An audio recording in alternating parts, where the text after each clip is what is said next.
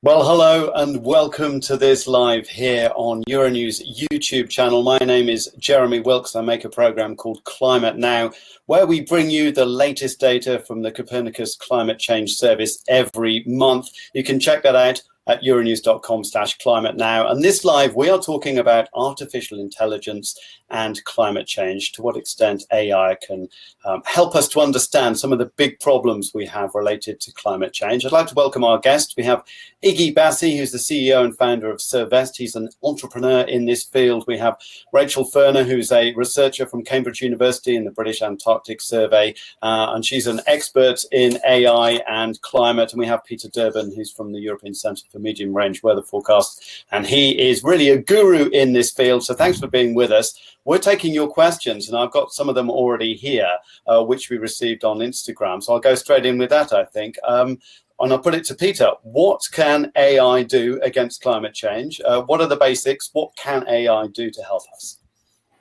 Yes, thank you, Jeremy.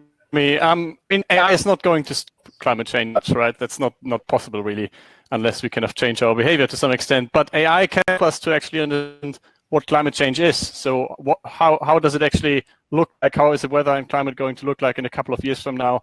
What do we already see now, and what kind of features that we kind of experience on a daily basis are actually kind of due to climate change? So it's kind of a tool that really can help us to improve our predictions and our understanding about the Earth system and the climate system, and therefore we will be able to kind of gain information about climate change as such. What are really the key areas, Rachel, where we think we can see some improvement in the next couple of years, or that we've been seeing now already in terms of AI and climate? So I think when you, my area very much is in predicting and modelling climate change. And at the moment, the models that we have mean that we get a great idea of what's happening on a global scale, but we miss that detail of exactly what will happen on a city scale or smaller. And I think that's something that AI can really improve. There's a lot of work going on in Cambridge looking at what's known as downscaling. So taking these very broad climate models that we have that tell you what's going on in a big area and giving you much more precise and accurate forecasts for small regions, and including some of the processes that these broad climate models can't capture. So I think that's an area where we already are starting to see improvements and that will really take off in the next few years. Iggy, you're trying to build a business around this. But tell us a little bit about what you're doing and where you see growth areas. Sure. I think that one of the biggest areas we see is just understanding and quantifying the risk of climate change at an asset level. I think there's been a lot of excellent work over the last couple of decades in terms of understanding the different modeling techniques, the data techniques, the satellite techniques. But I think there's been remarkably little down at an asset level. So we are all expected to decarbonize, think about climate change, but yet people are not really empowered to think about, particularly enterprises, are not really empowered at an everyday decision level to say, what should I do with this asset? What's going to happen to this asset? What's the best adaptation pathway for this asset? So it's really using the power of machine learning to understand the baseline risk of assets before we can start making recommendations over time. Just to agree with Peter that there's no panacea for climate change through artificial intelligence today. And that's an important point. So when you're talking about assets, you mean like buildings and things that a company might own? Is that what you're talking about? It's not just companies. These are built assets, everything from power plants to factories to warehouses to people's homes, all the way through to natural assets like forestries, rivers. If you're the mayor of London, the city of London would be your asset that you manage. So there are also geographical areas as opposed to just built assets as well. Okay, and what is it that AI can help you to do there that you can't already do just using some clever algorithms that you've already developed? Yeah, so I think the branch we really focus on is how can machine learning help us think through the various sciences that ultimately impact climate science? So there's lots of sub-sciences. How do we make all those sub-sciences speak together in a mathematically coherent way so we can understand what's going to happen over this time frame, what's the magnitude that's going to happen, and when is it likely to happen to my asset? So I can understand and take action over my asset. Should I be putting up a $100 million factory in southern Poland in the next 5, 15, 20 years? These are 20, 30-year assets, so you really have to think about your decisions. So if you can use machine learning to say, let's study what's happened in the past, although that's not a great predictor for what's going to happen in the future, how do we model real time what's likely to happen to this asset with the best available science that we have today? And that's really where machine learning and earth science AI, which is what we're specifically working on, can help decision makers make more informed decisions. Again, they may not be the right decisions, they may not save them from climate change, but at least they can make informed decisions before artificial intelligence moves to phase 2, which is, can we make recommendations to people at a personalized asset level scale? One of the things that AI seems to be great at is dealing with a huge amount of information. And Peter, at your centre in Reading, you're getting a lot of information per day. Can you just talk us through some of the figures there to give us a bit of a scale and why AI is useful in that area?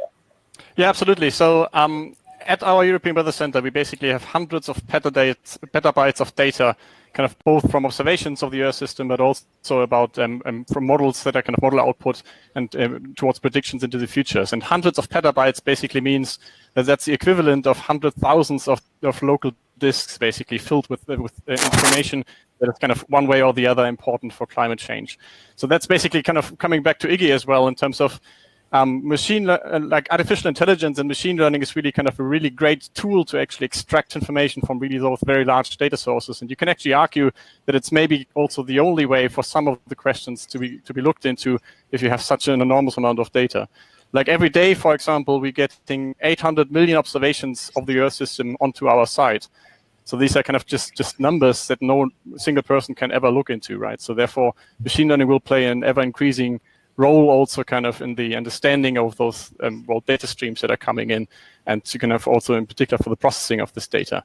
And this also means that if you're kind of interested in very local predictions, for example, or kind of very customized solutions, like Iggy, I'm sure is interested in for the assets, then you it very much helps if you kind of have tools that can extract this very important information from this kind of just bulk of this huge amount of data. So you're talking about things like, is my area of my city going to flood, or is there going to be a fire risk in my region of France where I live, for example, 20 years down the line? Is it that kind of thing? Yeah, these questions are certainly kind of very, very prominent ones if you kind of talk about machine learning and artificial intelligence for climate projections, to really make customized solutions for customized problems. That where you don't typically have like a good understanding also how to build a physical system for something like a projection of, for example, a large model output onto a postcode level weather prediction or something like this. Rachel, I want to bring you in and you can talk to us about oceans, which are hugely important in the climate system, deeply mysterious as well, and there's lots we don't know, isn't there? So talk to us a bit about that and how AI can help us. So I think one of the major differences when we talk about looking at the oceans versus the atmosphere is this idea of observations.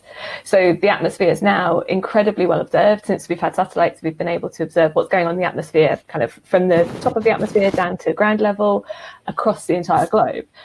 The difference with the ocean is that we, again, use a huge amount of satellite data, but that satellite data only really tells us what's happening at the very surface. And when you're looking at climate forecasting, really what's happening in the deep ocean becomes really important. So a lot of carbon and a lot of heat is kind of taken up by the surface ocean and then drops down, gets subducted and sits at the bottom of the ocean. And it can sit there for decades or centuries.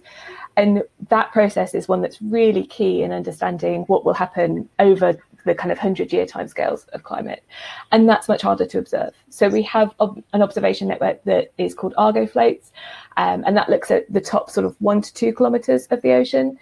But most of the oceans are around 3 or 4 kilometers. There are, it goes as deep as 11 kilometers.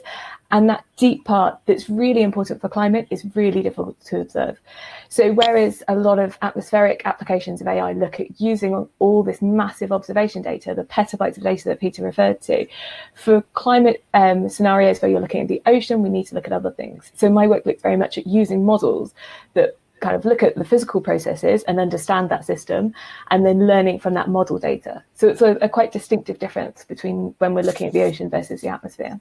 So you need more information now. So, but can AI allow you to extrapolate things and based on what you already have, rather than waiting for somebody to launch some new wonderful devices? Is it allowing you to kind of see into the future better, clearer? So there's work that's been going on, and there's a paper that it's by Bolton and Zanna that looks at taking surface observations and seeing if AI can help us to understand what's happening beneath. So really, all that AI does is finding patterns. So if there's a pattern between what's happening at the surface and what's happening in the deeper water, then AI could find that pattern. Right. So using the observations that we do have, where ships of opportunity have gone out, or intentional observational cruises that have really specifically looked at certain regions, we can look at that data and use AI to see is there a pattern so that we can make better use in future of the satellite data. Well, that's interesting. And then what's your dream for how this thing develops into the future? What would you kind of love to see happening in this field?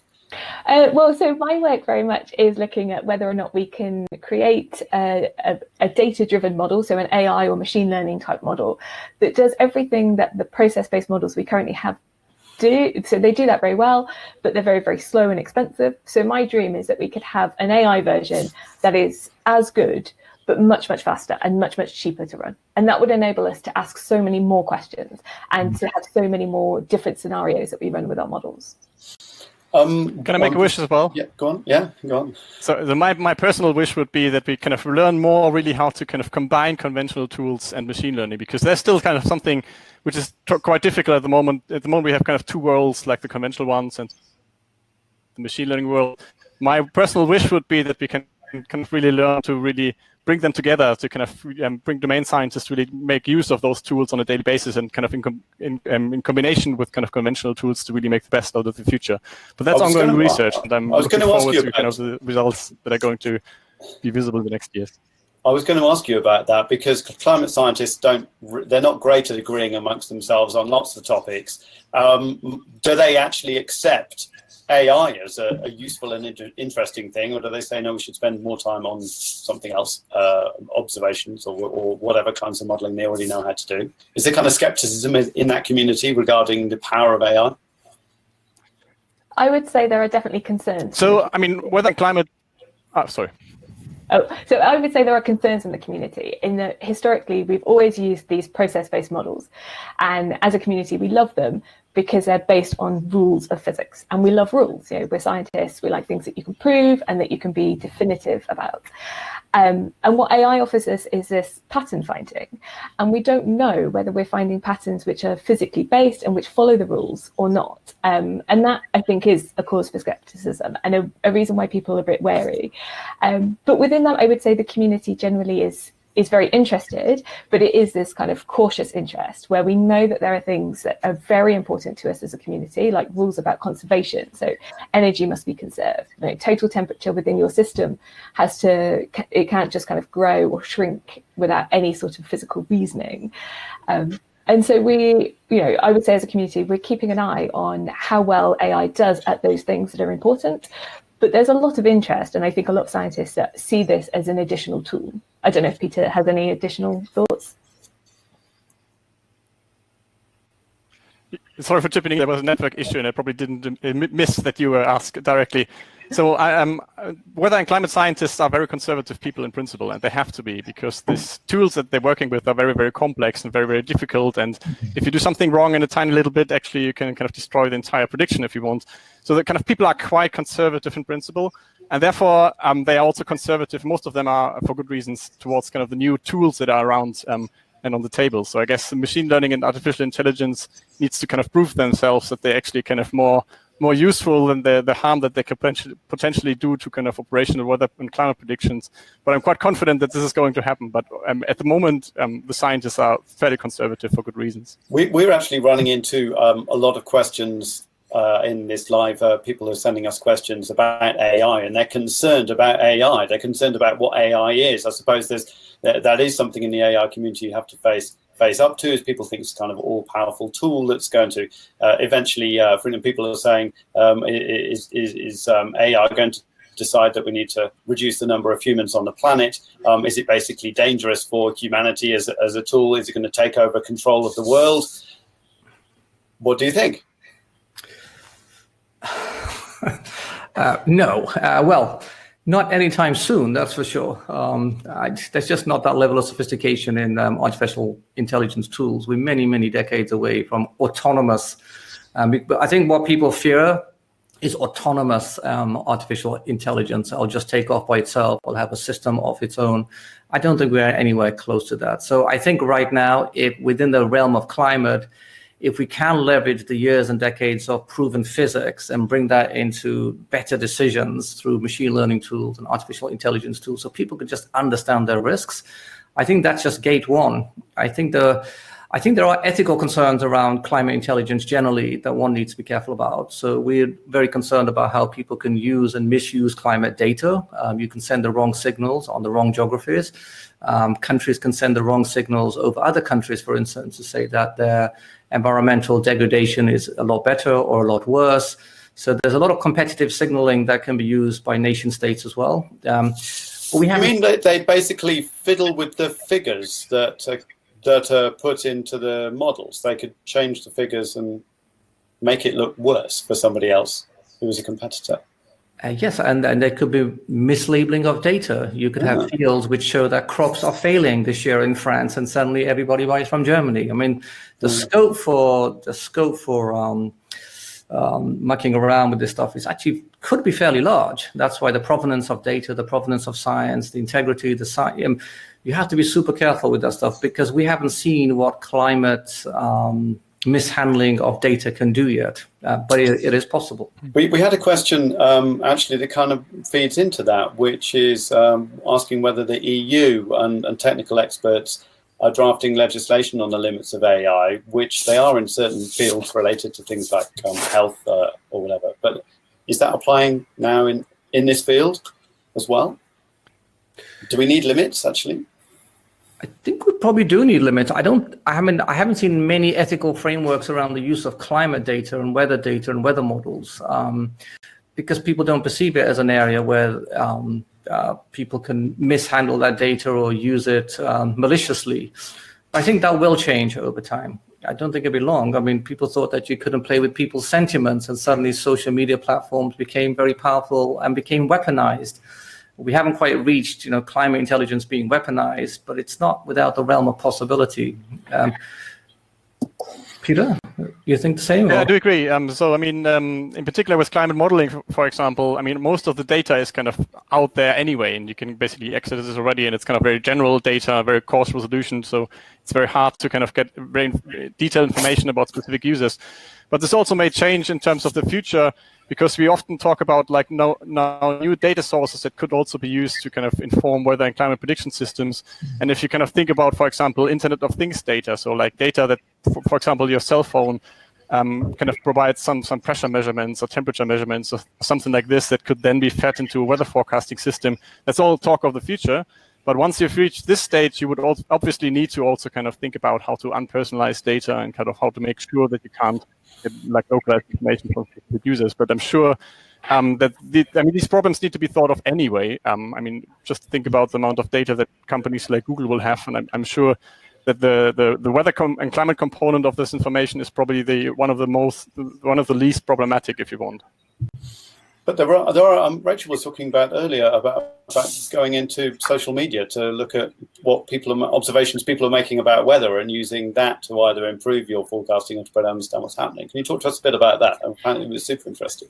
Yeah, so there's I've heard from a couple of people this idea that actually where we don't have high resolution data, so various parts of the world where we just don't have the kind of detail about what's going on, you can use things like people's social media feeds. So if you have a lot of people in a particular region making Twitter statements about going to the beach or about eating ice cream, you can infer that it's a really sunny day, and vice versa. There's lots of things that we tweet that give you an indication of what's happening with the weather in that region. And like Peter mentioned, this kind of Internet of Things. So more and more people have smart meters in their homes measuring their energy, or they have central heating systems hooked up to their phones, so they turn the heating on before they get home. And all of those things are incredibly useful data from a weather and climate kind of understanding perspective. But that data is highly personalized, and the idea of anonymizing data is actually quite difficult. You can happily remove an address and a name, but that's not real anonymization. So I think that kind of how the types of data that we capture and how we capture that data in a way that is truly anonymous, or how we use that data in a way that's anonymous, it does need a lot of thought. Does this really help our understanding of climate change, though, or does it kind of help boost our chances of getting a better weather forecast? But I could really see that it could boost my weather forecast chances of being accurate and good for the next day or two. But does it really help climate 10, 15, 20, 30 years down the line? So again, it helps in this idea of downscaling. So if we can better understand, not just, so I live in Cambridge, so I get a forecast every day on my phone of what the weather will be like in Cambridge. And sometimes that forecast might be like, for example, showers, or it might give a temperature that is, the average temperature across Cambridge. What was quite interesting when we had that record summer, was it only last year or the year before?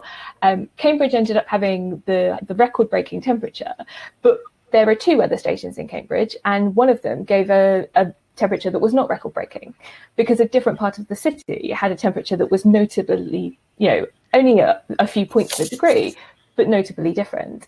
And so what that additional data would give us, if we had much more accurate information about what's going on within people's homes, like which parts of a city are turning their heating on earlier versus others, or who's tweeting about it being unbearably hot versus people who are like, oh, it's lovely and warm in my garden, we can better understand that detail of what's happening at the really, really fine scale. So that helps us, that really improves our weather forecast, but that also helps us on a climate scale in finding this pattern between what's happening at a broad city level or even a country level, and going to much, much finer detail and giving people, like Iggy was talking about, this asset forecasting of what's happening in a really localized area.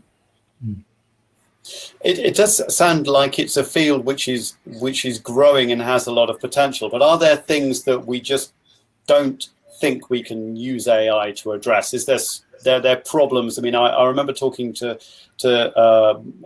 weather forecasting experts who were talking to me about modeling clouds, for example, and how it's incredibly difficult for them to do that. Is AI going to be able to help us with something like that? Or is it actually just we need more observation, and AI is not going to really be a good tool for that kind of thing?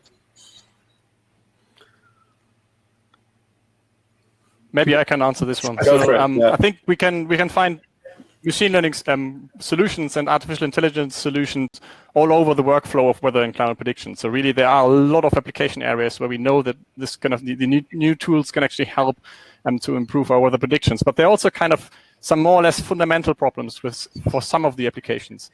Just to give you one example, if you train a machine learning tool from the data of the past until the present, for example, it will basically learn the dynamics of the system. But then the climate change is coming. So basically, the system to some extent is changing as well. So if you have some sort of application area where it's very important to have sea ice over the Arctic and suddenly the sea ice is gone, then your machine learning algorithms kind of may or may not be able to kind of capture what's coming next. So there are some problems that really we need to be careful with, and we really need to kind of also kind of show the limits of what we can do with machine learning and artificial intelligence, because these methods are typically not very good in extrapolating out of kind of what you the information of the training data set that you had before changing climate. This may become a problem for some of the applications. Iggy, I see you nodding on some of that. I think that's true. I think also you have to take a forward view of where will data be and data collection methodologies being 3, 4, 5, 6 years time. I mean, we've seen the profusion of data just over the last decade. Imagine in the next 3 to 4 years, and also the falling cost of observations. So tying ground level data or ground truth data or asset level data or sensor data over time to the models will only make the models better and better, and actually just more decision useful. So we do see the opportunity to start integrating a lot more data sets, and we don't quite know what the yields will be from an ML AI point of view yet. We just haven't had the opportunity to model at scale, and such heterogeneous data sets. Right now, we very much focus on just bringing in the atmospheric sciences first. We haven't really looked at ground truth data yet, or even sensor data, but I think there's some great opportunities there. There are some big questions like, is the ice in the Arctic going to disappear in the summertime soon, etc.? And we've had many predictions which didn't come true, and then we have ice levels coming and going, etc. Is AI going to help us to fix problems like that, Rachel? Are we going to be able to say, okay, well, we reckon we've pretty much got a date because our smart AI can give us a good simulation? Well, So I guess there's two elements to the question. Is one is, can we have more accurate predictions of these things? But the other, and what's a really important part of forecasting is, can we better understand the uncertainty of our predictions? And that's, I think, something that that AI absolutely can help with. So this idea that you make a forecast, but you appreciate that the atmosphere, the ocean, the entire climate system is such a complex, non-linear system, and there's a lot of kind of randomness involved in that.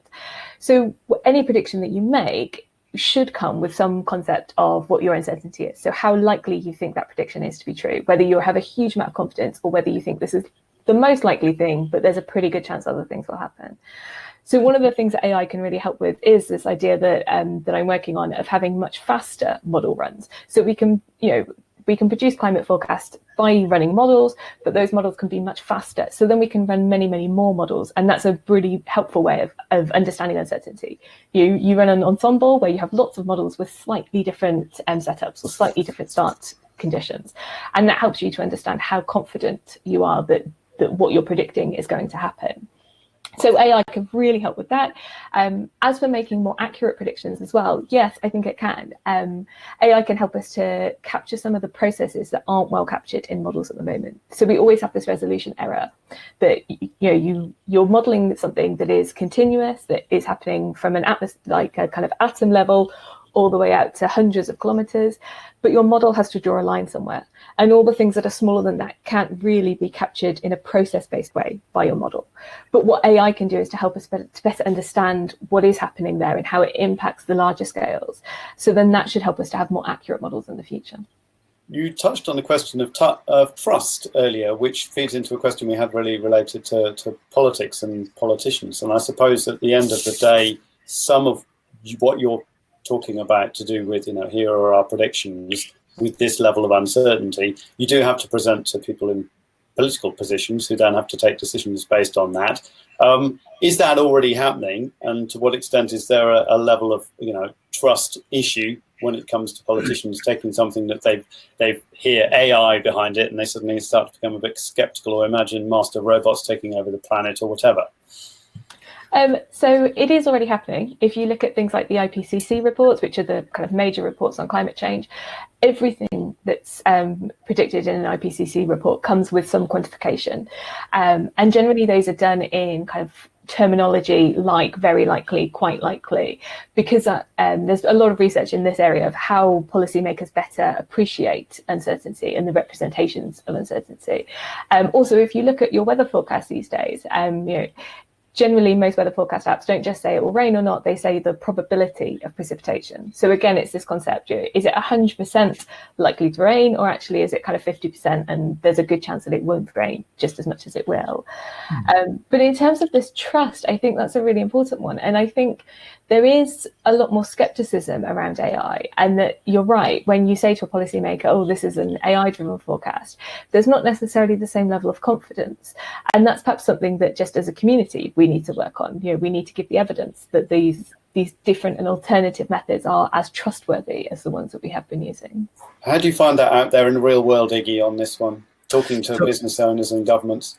Yeah, so I think politicians are just one constituent, Jeremy, because one thing that really concerned me as a former entrepreneur, I ran my own business. Some of my assets suffered heavily because of climate change. Ultimately, what we're trying to do with our platform is say, listen, you can't wait for politicians, right? Why not personalize climate risk to your assets? Because you have fiduciary responsibility, you have reporting responsibilities.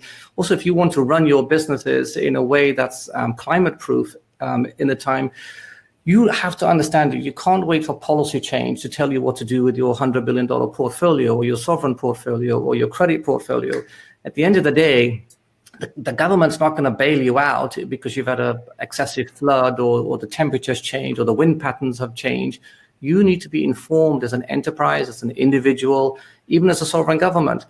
But I think governments are generally reactive. We've seen what's happened in Paris. None of it's really binding. But actually, what I'm really encouraged about the last 3 to 4 years is the movement within capital markets, companies moving towards voluntary disclosure, because they're understanding that this is fundamentally affecting their returns. If it's affecting their returns, then they have a responsibility to understand these risks, because these risks will be material over time.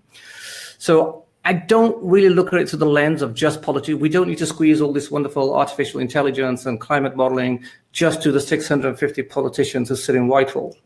We should take it out to everybody. Everybody should become climate literate over time. And that's a fundamental part of what we're trying to do with our platform, is to make it as open access as possible. Anybody can take any asset and understand the dimension of climate risk over different timescales.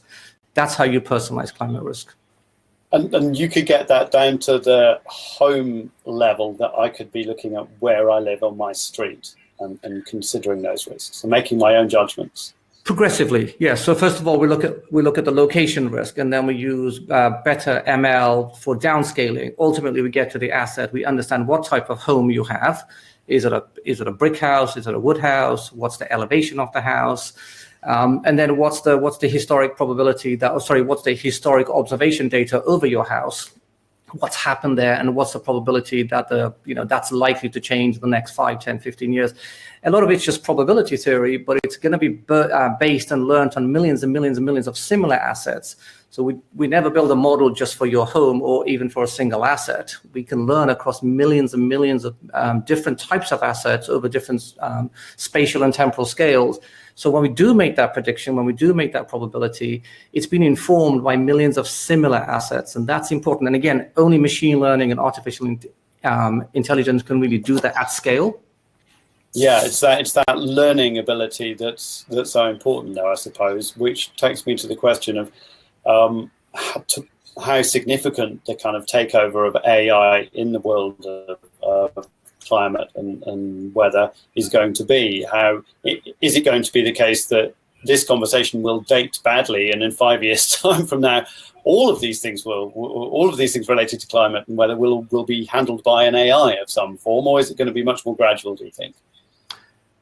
So the way we see it, it has to augment human decisions today. I don't think you can just take an AI output and just automate a decision today, particularly when you're talking about a sector which very, very few people understand. So if you look at all the world's companies, they're all run by people who really don't understand climate risk.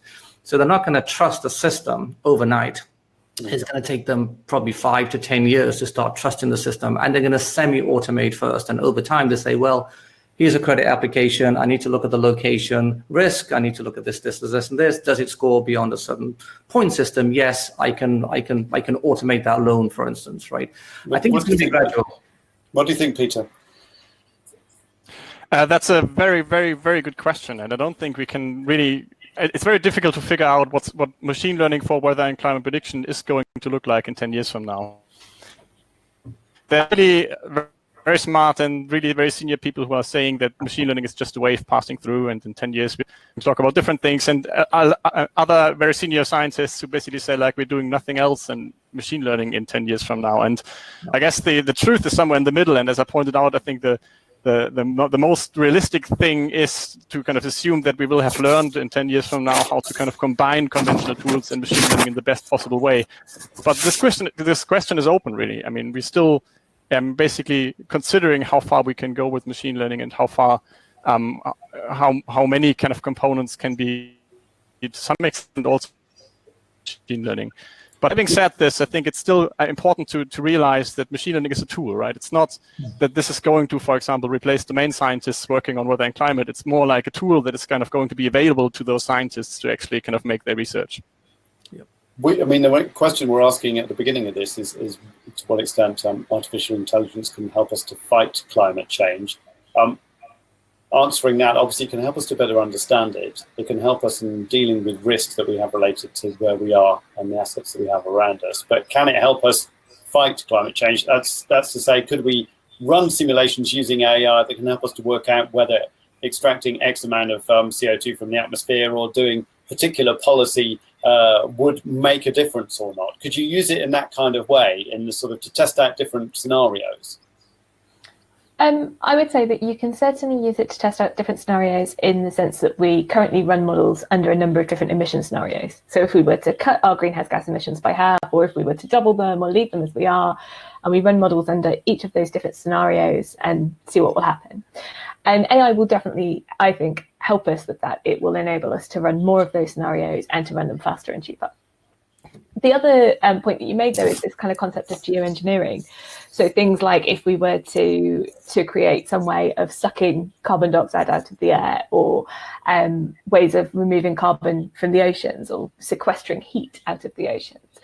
And I think that would be incredibly challenging for AI because we don't have the training data. Where we're looking at different emission scenarios, we have models that already capture all those processes and run those different scenarios, and we can learn off those models. The challenge with geoengineering is that we have no ground truth. Once we start doing those kinds of things, it's very difficult to predict what will happen. So we can run a process-based model and we could use that to train an AI algorithm, but we don't even know how accurate that process-based model is in the first place. So I think AI, when you come to kind of better understanding geoengineering applications, is really tricky. And I think it's something I would probably personally choose to avoid heavily. I'm going to wrap up soon, but just the last couple of questions. I'll combine them, I suppose. How is AI going to save the planet, and is there any hope? Or is there, in fact, as somebody just said, I think Hans Decker said, we can fight, but we can't win. Is AI really going to help us in terms of this fight, or should we remain hopeful, or actually do we need to kind of not have too much trust in in that technology and do something else? It's definitely not a magic bullet, Jeremy. I think this is for us, we use it to help people make better decisions and think about better pathways, because ultimately climate outcomes are a function of billions and billions and billions of individual decisions. So how can we percolate this science down so people can make better decisions over time? First of all, what artificial intelligence is really doing today is synthesizing data, making it more efficient, data assimilation is getting better. We don't quite yet know the full scope of artificial intelligence in 5-10 years' time. I think that's an open question. And that's a different phase of artificial intelligence. Can we actually make intelligent recommendations over time? Because climate is deeply complex. It's a biological system. It's nonlinear. It's constantly moving. The past doesn't inform the future. You have to add all that in. So I think we're a long way away from making AI-informed adaptation choices. Really strong recommendations purely driven by artificial intelligence. We're just not there yet. Rachel? Sorry. Again, the network issue. So I think there's as Iggy said, the weather system and climate system is extremely complex, and there are different ways to view at this, right? You can basically just say, okay, if we increase carbon dioxide, it's basically like turning on the heater and everything is going to be warm. You can explain it in this way, and it's actually correct, right? Or you can say it's an extremely complex system, and we need a supercomputer and a very complex model to actually run it forward with billions of degrees of freedoms, and then you also get an answer about how the climate is changing. And I guess AI and machine learning is really kind of helping us to kind of get more information out of the latter, and kind of also to improve the efficiency of these kind of very complex models. But I mean, in the end, the political decision can also be based on the very, very easy assumption of, like, if you kind of turn on the heater, it's going to get warm, right? It's not like that climate change is going to kind of change any of those fundamental problems that we kind of have and we would need to tackle for climate change. What are your thoughts, Rachel? So in terms of is there hope? Absolutely, there is definitely hope. In terms of whether AI can save or can change this, actually, if human activity remains the same, we will continue on the same trajectory that we are on. And AI can really help us to understand that trajectory. It can help us to understand what changes how changes in human activity might change that trajectory. But the only thing that will actually change the way that things are going is if human behavior change. So if policy changes, or if individual activity or business level activity changes. And AI can help there. It can help to influence and to inform, and it can help us to understand so that those policy decisions are better. Things like Iggy's business can help other businesses to respond better, and to help individuals to feel more empowered and to change.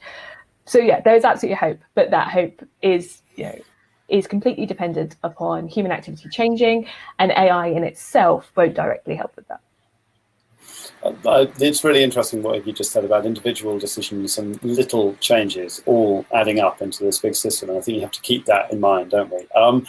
I'm going to wrap it up there. Thank you, everybody. Iggy Bassi, CEO and founder of Cervest, Rachel Furner, from Cambridge University and the British Antarctic Survey, and Peter Dueben, an AI and machine learning expert at ECMWF. It's been great having you on this live. Please have a look at the euronews.com/climate now website, where you can see all of the latest data from the Copernicus Climate Change Service. You can see the reports we've done about the effects of climate change all around Europe and around the world, and really understand this using facts and really get your head around the facts, look at the data and understand what's happening to our planet. We'll be back again next month with another discussion, and I look forward to seeing you soon.